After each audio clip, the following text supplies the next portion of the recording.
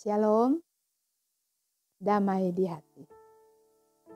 Saudara-saudara jemaat Tuhan, jumpa lagi bersama channel YouTube Marturia Bukit Kasih Girian Permai, wilayah Bitung 13, di mana kita akan menjabarkan trilogi pembangunan jemaat dari tanggal 7 sampai dengan 13 Januari tahun 2024. Adapun bahan bacaan terdapat dalam kitab Filipi 3 ayat 1b sampai 16 yang bertemakan tetap setia di jalan Tuhan menghadapi penyesat.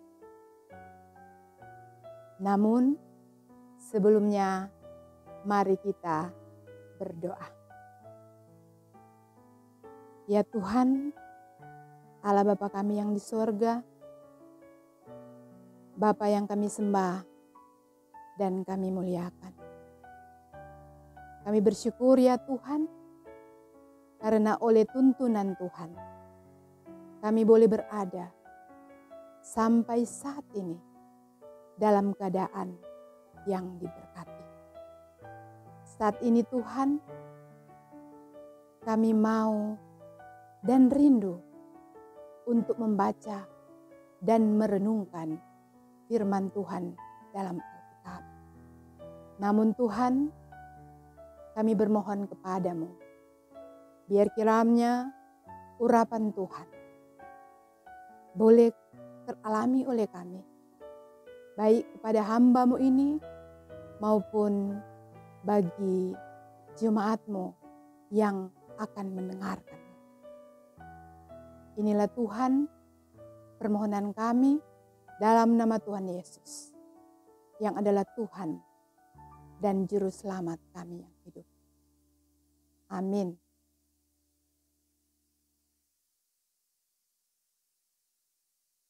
Kita akan membaca Alkitab dalam Filipi 3 ayat 1b sampai dengan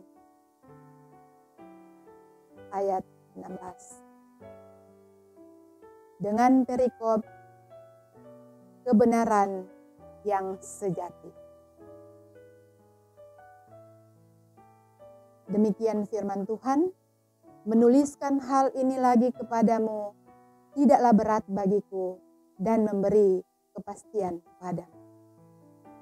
Hati-hatilah terhadap anjing-anjing, hati-hatilah terhadap pekerja-pekerja yang jahat, hati-hatilah terhadap penyunat-penyunat yang palsu, karena kitalah orang-orang bersunat yang beribadah oleh Roh Allah dan bermegah dalam Kristus Yesus yang tidak menaruh percaya pada hal-hal lahiriah.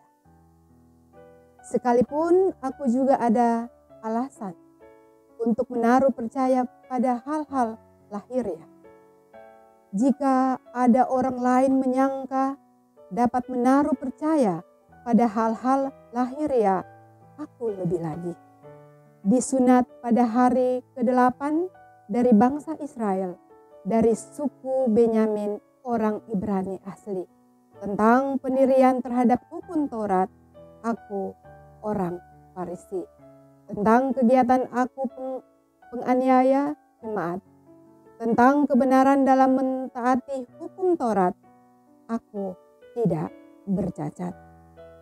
Tetapi apa yang dahulu merupakan keuntungan bagiku, sekarang kuanggap rugi karena Kristus.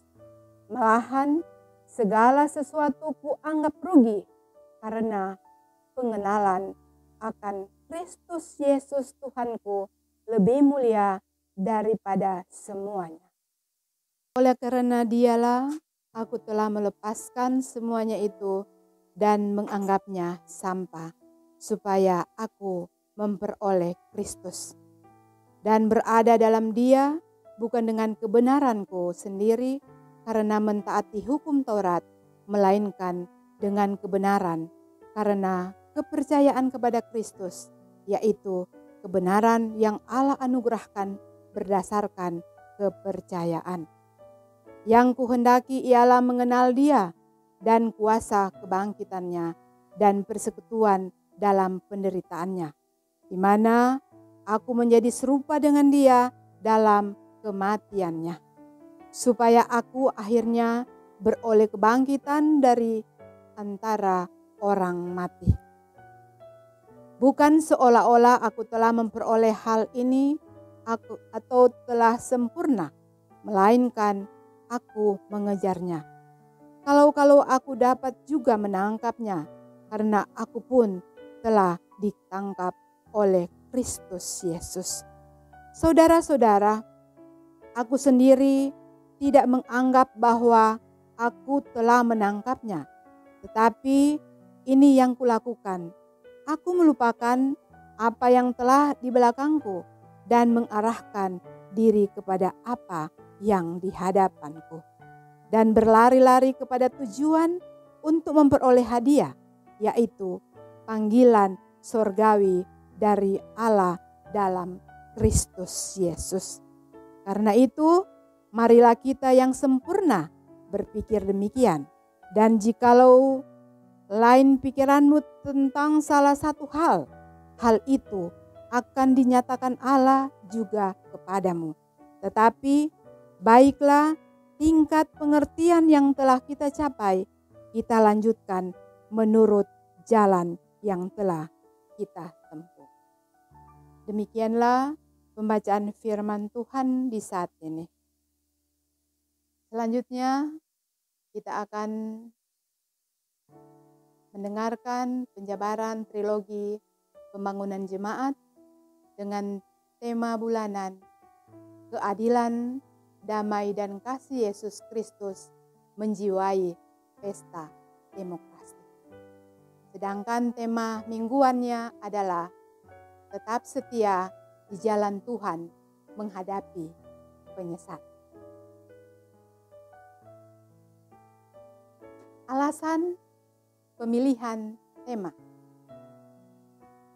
Dunia dan zaman sekarang ini telah mengalami kemajuan yang sangat besar.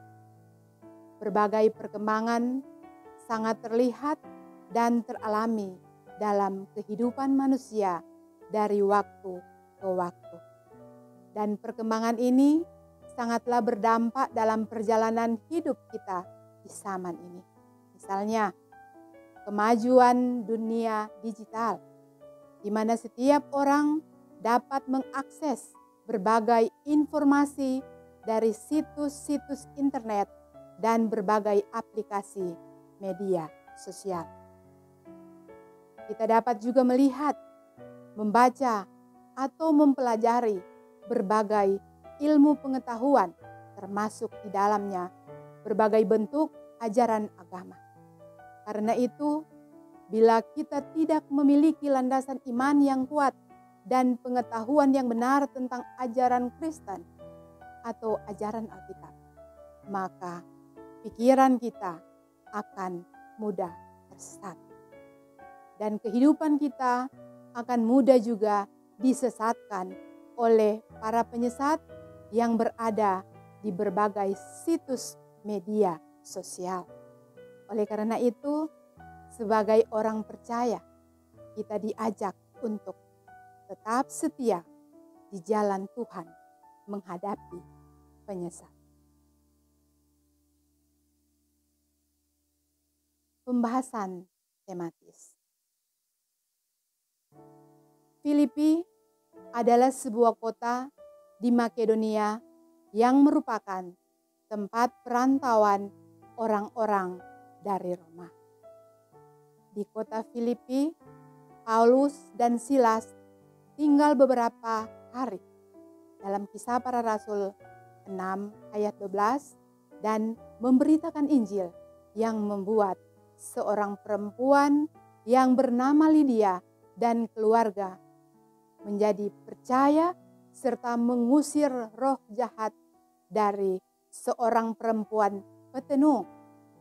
Kisah Para Rasul 16 ayat 13 sampai 18. Di kota Filipi ini, Roh Kudus membuktikan bahwa Paulus dan Silas adalah utusan Allah. Ketika mereka dilemparkan ke dalam penjara dan terjadi gempa bumi yang membuat sendi-sendi penjara goyah dan semua pintu terbuka, termasuk belenggu yang mengikat mereka terlepas. Yang singkatnya, kepala penjara itu menjadi percaya dan dibaptis. Ini bisa kita baca dalam Kisah Para Rasul 16 ayat 19 sampai dengan 40. Mengenai surat Filipi, Rasul Paulus nampaknya benar-benar memberi perhatian yang sangat besar terhadap ketahanan hidup iman jemaat dalam menghadapi para penyesat dan ajaran-ajaran sesat. Terutama perdebatan tentang apakah setiap orang yang baru menjadi pengikut Yesus Kristus harus menaati hukum Taurat.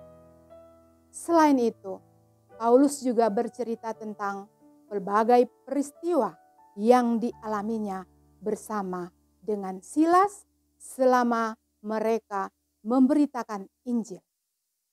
Mereka ditangkap dan dipenjarakan oleh orang-orang Romawi, tetapi kuasa Kristus dalam Roh Kudus selalu membebaskan mereka. Karena itu, melalui suratnya kepada jemaat Filipi, Paulus mau mengingatkan bahwa kelak mereka juga akan mengalami penderitaan yang sama seperti Kristus atau seperti yang ia alami. Karena itu, mereka harus teguh berdiri dalam iman kepada Yesus Kristus dan tidak digentarkan sedikit pun oleh lawan mereka. Dalam pasal 3 ayat 1b sampai 16 adalah perikop yang menggambarkan keseriusan Paulus dalam menjaga persekutuan orang percaya di Filipi agar mereka tetap teguh pada pendirian iman mereka kepada Yesus Kristus. Paulus menasihatkan agar selalu hati-hatilah terhadap anjing-anjing. Hati-hatilah terhadap pekerja jahat dan terhadap penyunat-penyunat yang palsu. Anjing-anjing adalah kata simbolis yang mengartikan kerakusan dan keserakahan tanpa pertimbangan hati nurani.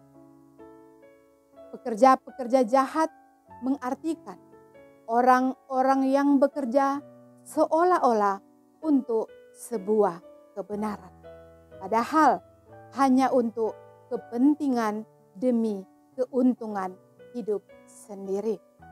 Sedangkan penyunat-penyunat palsu adalah sindiran terhadap orang-orang yang memaksakan ajaran Taurat, tapi mereka sendiri tidak dapat melakukan apa yang mereka ajarkan. Sebab itu, Paulus dengan tegas mengatakan bahwa untuk hal-hal lahiriah dan segala sesuatu yang berhubungan dengan ajaran yang tradisi Taurat, ia adalah orang Farisi dan orang Yahudi atau Israel, asli dari keturunan Benyamin, yakni anak bungsu dari Yakub. Bahkan sebagai penganiaya jemaat Kristen serta keteguhan menaati hukum Taurat, ia tidak bercacat. Untuk meneguhkan keyakinan jemaat Filipi, Rasul Paulus mencontohkan dirinya bahwa kemegahan, ketenaran, dan kebanggaannya sebagai orang yang disegani di kalangan orang Yahudi ternyata tidak dapat membawa dirinya pada kepuasan hidup ketika dia masuk dalam pengenalan akan Yesus Kristus.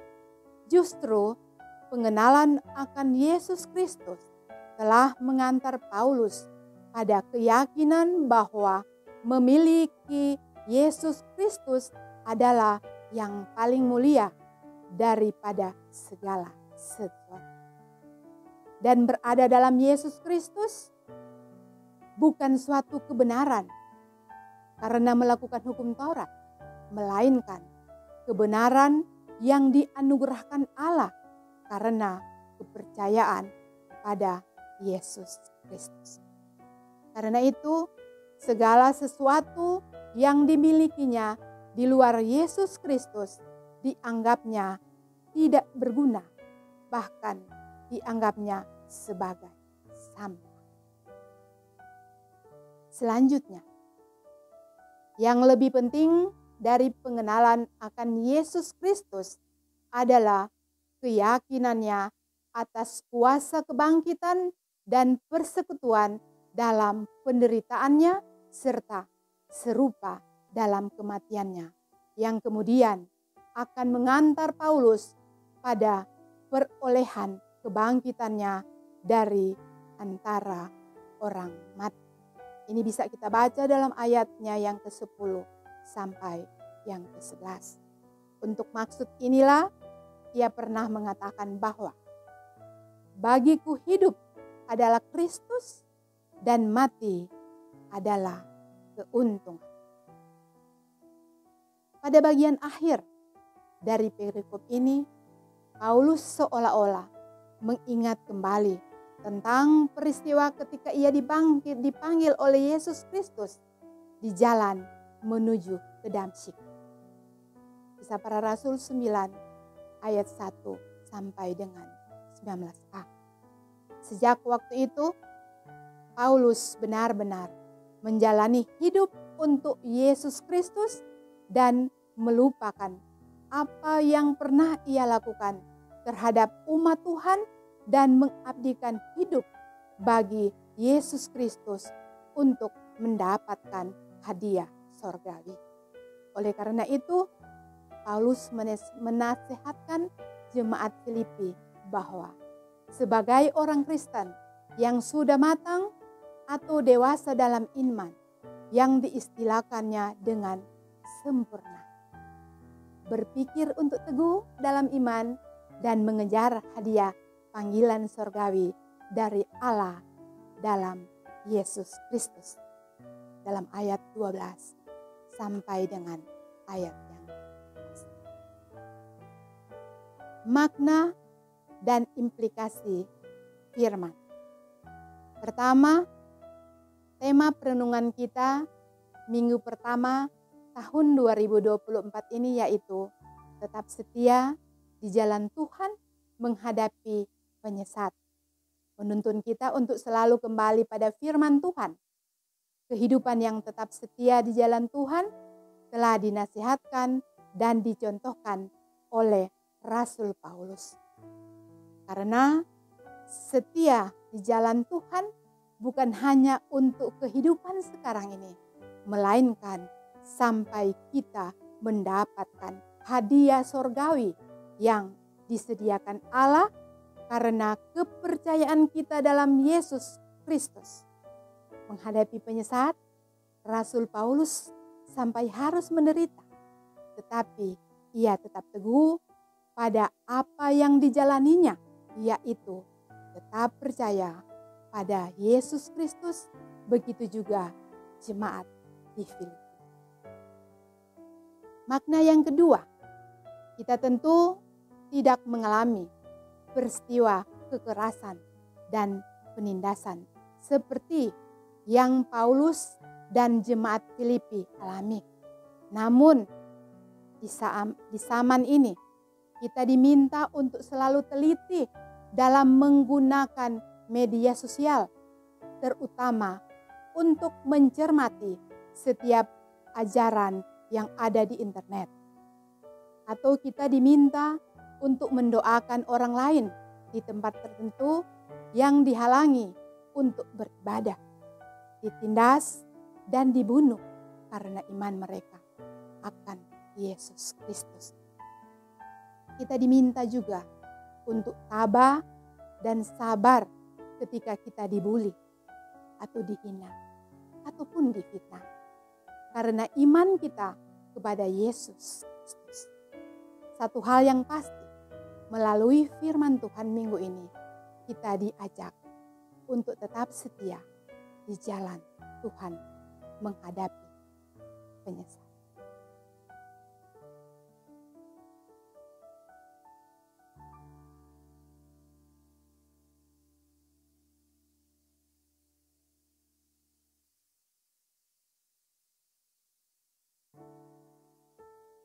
Demikianlah pembacaan penjabaran trilogi pembangunan jemaat, dan selanjutnya mari kita berdoa. Terima kasih ya Tuhan Yesus,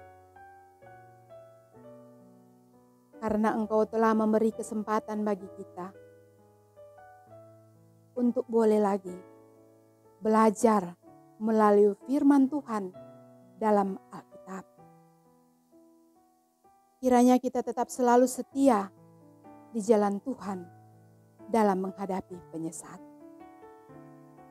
Bimbinglah terus kami ya Tuhan, supaya dapat mempertahankan iman kami untuk selalu percaya kepadamu dan tidak mudah disesatkan oleh ajaran-ajaran yang tidak sesuai dengan Injil Kristus.